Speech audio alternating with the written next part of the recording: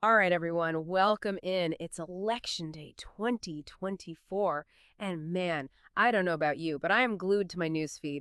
This presidential race is, well, it's shaping up to be one for the history books, that's for sure.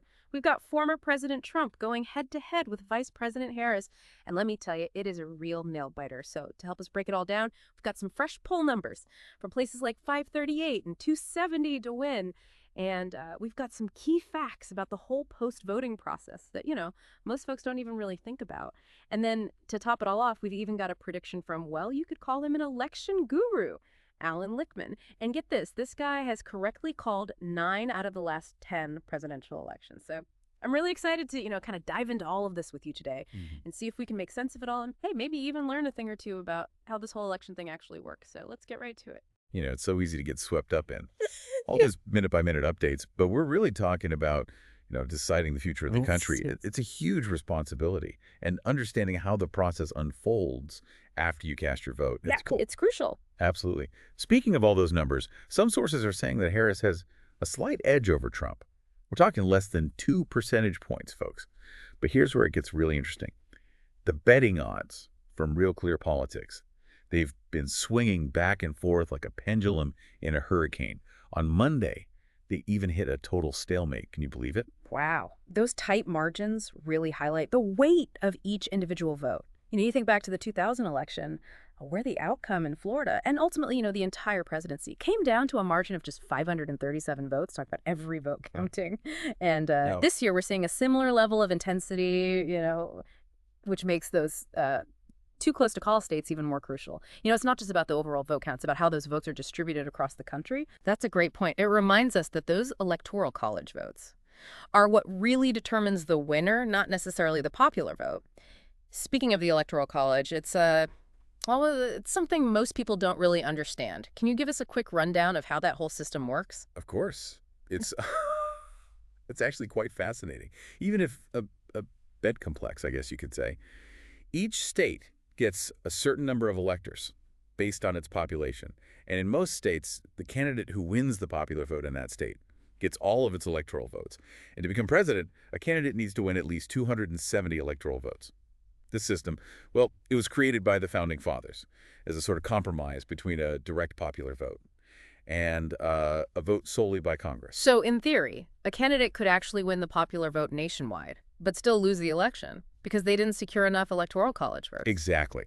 And that's exactly what happened in 2016, when Hillary Clinton won the popular vote, but lost the Electoral College, and therefore the presidency, to Donald Trump. Okay, so we've got this incredibly close race, and we know that the Electoral College adds another layer of complexity. Now, let's talk about what happens after we cast our votes.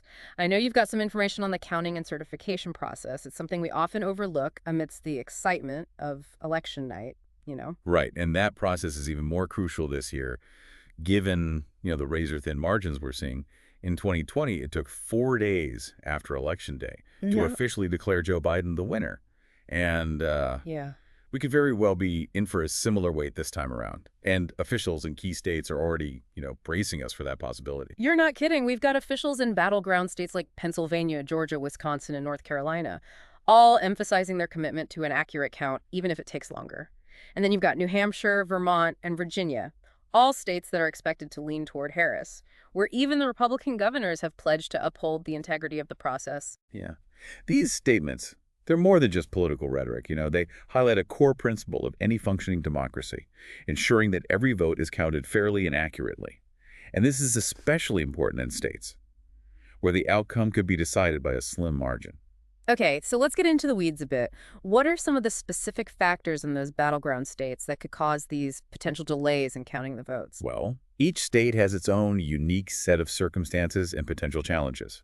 Take Pennsylvania, for instance. They have a significant number of mail-in ballots, which, as we learned in 2020, take longer to process than in-person votes.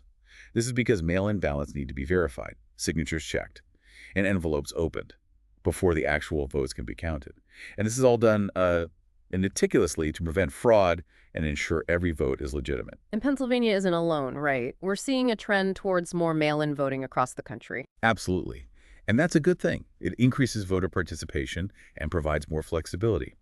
But it also means that election officials have to adapt their processes and infrastructure to handle this influx of mail-in ballots. Makes sense. So what about Georgia? What are some of the potential roadblocks there?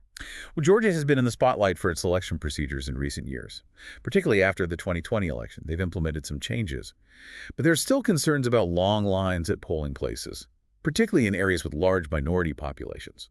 This can be caused by a variety of factors, like a shortage of polling workers, outdated voting machines, or even intentional efforts to suppress voter turnout. And of course, any significant discrepancies in voting patterns or long lines could lead to recounts or legal challenges, which would further delay the process. It sounds like a logistical tightrope walk for these election officials. Every decision, every procedure has the potential to be scrutinized and challenged. It absolutely is. And that's why those statements from officials emphasizing transparency and accuracy are so important. They're acknowledging the challenges, but they're also reassuring voters that they're committed to upholding the integrity of the process, no matter how long it takes. Okay, so we've got Pennsylvania and Georgia. What about Wisconsin? What makes them unique in this election landscape? Wisconsin has a very decentralized voting system. Each of their 72 counties is responsible for running its own elections, which can sometimes lead to inconsistencies in procedures and equipment. This can make it challenging to ensure a uniform standard across the state and can sometimes slow down the county process, especially if there are close races in multiple counties. It's almost like having 72 mini elections happening simultaneously. I can see how that could complicate things. Exactly. And then there's North Carolina, which throws another wrinkle into the mix. They allow mail-in ballots to be received and counted, even after Election Day, as long as they're postmarked by November 5th. This means that the final count could potentially drag on for days, if not weeks, as those late-arriving ballots are processed and tallied. Wow, it sounds like we need to be prepared for a long wait. Before we have any definitive answers, this might not be a one-night election result. That's right. Patience is key. And it's important to remember that this is a marathon, not a sprint. The focus should be on accuracy and fairness, not speed. Well said. Now let's shift gears a bit and talk about something that might seem to contradict this nail-biting uncertainty. Alan Lichtman's prediction. He's calling it for Kamala Harris. This guy's got an incredible track record, correctly predicting 9 out of the last 10 presidential elections, using his keys to the White House model. What's his secret? How can he be so confident in a Harris victory when the polls are showing such a tight race? It's fascinating, isn't it? But remember, Lichtman's approach isn't based on, fleeting polls or the day-to-day drama of the campaign. He takes a much longer view, analyzing historical patterns and the performance of the incumbent party. His model focuses on 13 true-false statements, or keys, I guess you could call them, about things like the economy, social unrest, scandals, and foreign policy. He argues that if 6 or more of these keys turn against the incumbent party, they're likely to lose the White House. So it's less about individual candidates and more about the broader political landscape. Exactly. He's looking for those deep-rooted trends that often drive voter behavior, trends that might not be immediately apparent in the heat of the campaign. That's incredibly insightful. It's like he's looking for the underlying currents that shape the waves, not just the waves themselves. A perfect analogy. And what's even more interesting is that he made this prediction back in September, when Harris had a more substantial lead, even as the races tightened. He stuck to his guns, which suggests he sees something in the historical data that reinforces his confidence. So, we've got this incredibly close race, potential delays in counting the votes, and a prediction that seems to defy the current polls. It's a lot to digest. Before we move on, I want to get your take on something. How do we reconcile these seemingly contradictory pieces of information? How do we, as informed citizens, make sense of it all? That's the million-dollar question, isn't it? I think the key is to recognize that elections are complex events, influenced by a multitude of factors. We need to consider both the short-term fluctuations captured by polls and the long-term trends identified by historical analysis. It's not about choosing one perspective over the other. It's about understanding how they interact and inform each other. We're in for an interesting ride, to say the least. What are some of the key things you'll be watching for as the results start coming in? What should our listeners be paying attention to? Well, I think it's crucial to keep an eye on those key battleground states we discussed. Pay attention to the margins, the turnout rates, and any discrepancies or challenges that arise. Also keep in mind the potential for legal challenges, especially in states with razor-thin margins. Those could delay the final outcome and add another layer of uncertainty. And, of course, don't forget about the Electoral College. Remember, the candidate with the most votes nationwide doesn't necessarily win the presidency. It all comes down to those Electoral College votes. Okay, so we've got the stage set, we've got a historically close race, potential for delays and recounts, and a fascinating prediction from an election oracle. I'm on the edge of my seat. Uh, what do you say we take a quick break and then come back and dive deeper into Alan Lichtman's keys to the White House? I'm dying to know what those keys are and how he applies them to this particular election. I'm with you. It's time to unlock the secrets of election forecasting. We'll be back in a flash. Right. See you in a few minutes. All right, so let's unlock those keys to the White House and see how Lichtman's model might be playing out in this election. Yes, please. I'm all ears. This whole keys thing, it's incredibly intriguing. It's like, well, like he's found the secret code to predict the future of American politics. It's not magic or anything, Yeah. but it's definitely a unique approach. It's based on the idea that elections are often less about, the individual candidates and more about a judgment on the incumbent party's performance. And his 13 keys, well, they're designed to gauge that performance across a range of areas. So give us the rundown. What are these 13 keys? What kind of things is he looking at? Okay, get ready for a whirlwind tour of American political history. Some of the keys focus on things like the economy, like is there a recession? How are things on Main Street? Others delve into social unrest, like major protests or strikes, and whether the incumbent party has been able to maintain, a sense of stability. She's looking at both. Yeah. Tangible factors like the economy and more intangible things like social unrest. That's fascinating. Exactly. He's trying to get a holistic view of the political landscape. Right. There are also keys related to scandals. Think Watergate or the Iran-Contra affair, Right. and whether the incumbent party has been embroiled in, major controversies. Ah, yes, those political scandals that make headlines for months and can really erode public trust. Precisely. And foreign policy's successes or failures also play a role. Think about like a major military victory or a successful peace treaty.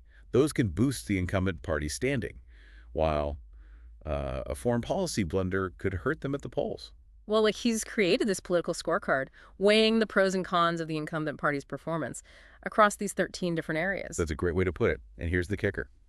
According to Lichtman, if 6 or more of these keys turn against the incumbent party, they're likely to lose the election. Okay, so let's Yeah. apply this to the current race. We've got the Democratic Party as the incumbent party, with Vice President Harris as their candidate. What do you think? How many of these keys might be turning against them? Well, that's where it gets really interesting. You'd have to delve into the specifics of each key and how it might be playing out in the current political landscape. For example, one of the keys is whether there's a serious contender for the incumbent party's nomination. In this case, you could argue that former President Trump, despite all the controversy surrounding him, poses a significant challenge to the Democratic establishment.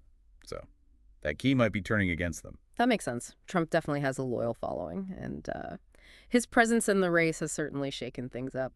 Another key is whether there's social unrest. We've seen pockets of unrest related to economic inequality, racial justice, and climate change in recent years.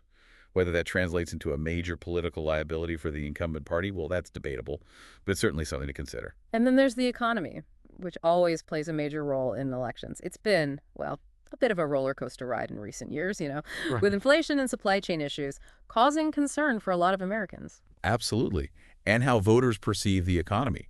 Whether they feel like they're better off now than they were 4 years ago can have a huge impact on their voting decisions. That's another key Yeah. that Lichtman's model takes into account. Okay, so we've got potential strikes against the incumbent party on a few keys. What about some of the other keys? Are there any that might be working in their favor? Well, one key is whether the incumbent party candidate is charismatic or a national hero.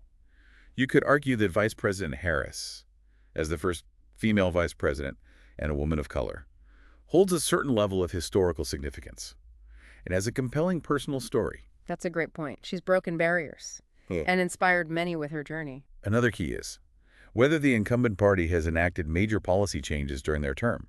The Democrats have passed some significant legislation, like the Infrastructure Bill and the Inflation Reduction Act, which, could be seen as accomplishments that resonate with voters. So it sounds like we've got, well, some keys tilting in each direction. It's a mixed bag, which makes it even more challenging to predict the outcome based on Lichtman's model alone. Exactly.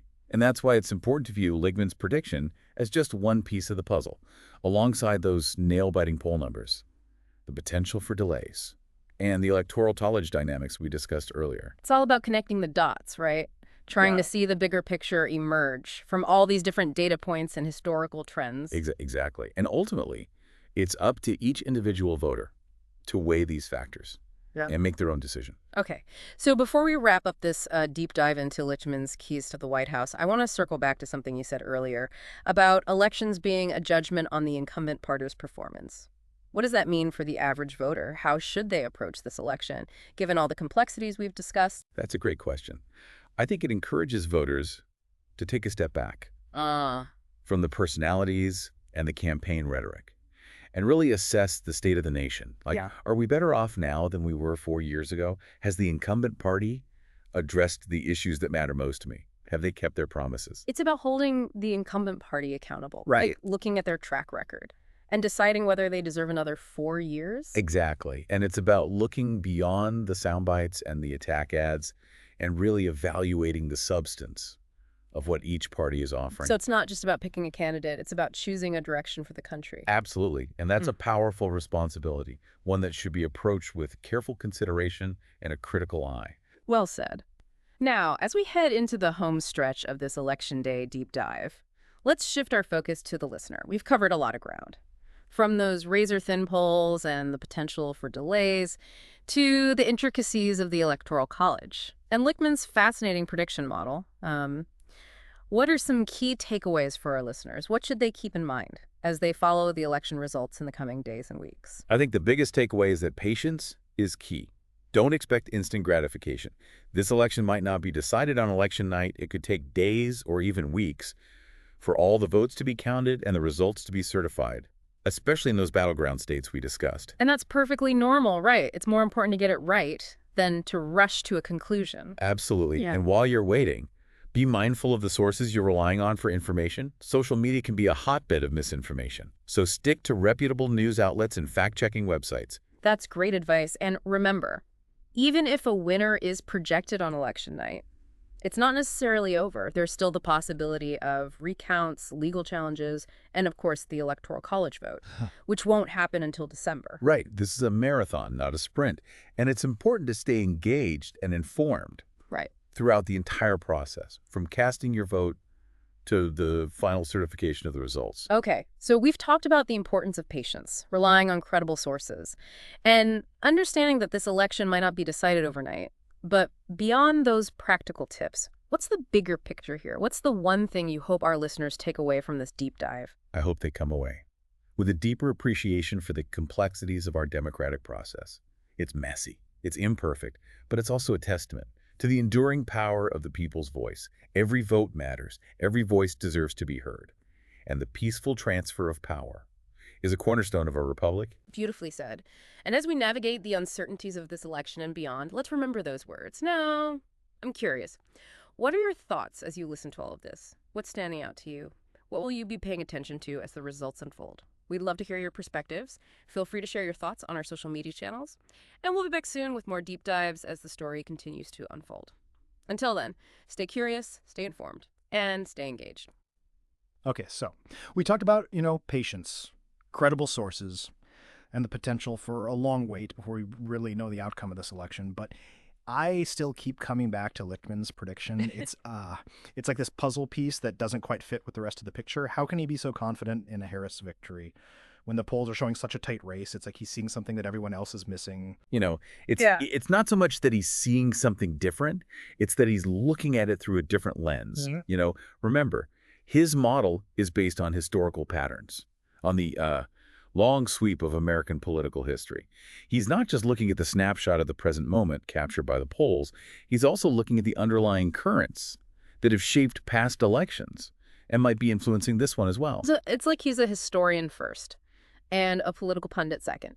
He's using his knowledge of the past to make sense of the present. Exactly. And that's what makes his model so fascinating. It challenges us to think beyond the immediate news cycle. Yeah. And consider the broader historical forces that might be at play. Okay, so let's dive back into those keys to the White House for a moment. We touched on a few of them earlier, but I'm curious to hear more about how they might be playing out in this particular election. Are there any keys that stand out to you as being particularly relevant or perhaps surprising in this context? Well, one key that I find particularly intriguing in this election is the one that focuses on social unrest. We've seen a significant increase in social and political activism in recent years, fueled by movements like Black Lives Matter, the fight for climate action, and the debate over abortion rights. These movements, well, they've brought important issues to the forefront of public discourse, but they've also, well, created this sense of polarization and division in society. Yeah, that's definitely something we're seeing play out in the media and in our daily lives, it feels like. Well, like everyone has such a strong opinion, and it's hard to find common ground sometimes. Exactly. And Ligman's model suggests that this kind of social unrest, well, it can be a liability for the incumbent party. Voters often look to the party in power to provide stability and leadership during turbulent times. And if they perceive that the incumbent party is failing to address these societal divisions, or is even exacerbating them, it could really erode their support. So, in this case, if voters feel like the Democrats haven't effectively addressed these issues, or haven't done enough to, bridge the divides, it could work against them, even if they've made progress on other fronts. Precisely. And it's worth noting that this key, it doesn't necessarily favor one party over the other. It's about how voters perceive the incumbent party's handling of these, well, complex social issues. It's about leadership, right? It's about whether voters feel like the party in power has a steady hand on the wheel during challenging times. Exactly. And then there's another key that I think is particularly relevant in this election, the charisma or national hero factor. This key examines whether the incumbent party candidate has a certain, magnetism, a compelling personal narrative, or a track record of heroism that resonates with voters. Now, this is where it gets really interesting, because we have two candidates who, in their own ways, have broken barriers and made history. We have former President Trump, who, despite all the controversies, still commands a loyal following and has this larger-than-life persona. And then we have Vice President Harris, the first female vice president and a woman of color, who really embodies a historic shift in American politics. You hit the nail on the head. Both candidates, in their own unique ways, I guess you could say, fit the bill for this particular key. Trump, with his unconventional style and his ability to connect with a certain segment of the electorate, might be seen as charismatic by his supporters. And Harris, as a trailblazer and a symbol of progress, could also be viewed as charismatic by those who are inspired by her story and her achievements. It's almost like we have a charisma standoff, with each candidate appealing to different segments of the electorate based on their own, unique brand of charisma. That's a great way to put it. And it highlights the complexities of this particular election. It's not a simple black and white scenario. There are nuances. There are overlapping narratives. And there are factors at play that, well, they defy easy categorization. And that's what makes it so fascinating to analyze, right? It's like trying to solve a political Rubik's Cube. Exactly. And it reminds us that elections, well, they're rarely, if ever, decided by a single issue or a single personality. They're the culmination. A multitude of factors, historical trends, social movements, economic anxieties, and even individual charisma. Okay, so as we wrap up this deep dive into Election Day 2024, I want to bring it back to our listeners one last time. We've covered a lot of ground. From those razor-thin polls and the potential for delays to the intricacies of the Electoral College and the fascinating insights of Lichtman's prediction model. What are some key takeaways for our listeners as they kind of navigate this uncertain political landscape? I think the most important takeaway is to embrace the uncertainty this election. Well, it's a reminder that democracy is a dynamic process, not a static outcome. It's about engaging in thoughtful dialogue, respecting diverse viewpoints, and recognizing that there's always more to learn and understand. It's about staying curious, staying informed, and staying engaged, even when the answers aren't clear and the path ahead is uncertain. Well said. And remember, no matter the outcome, we have a shared responsibility to uphold the principles of democracy and work together to build a better future for our nation. Beautifully said.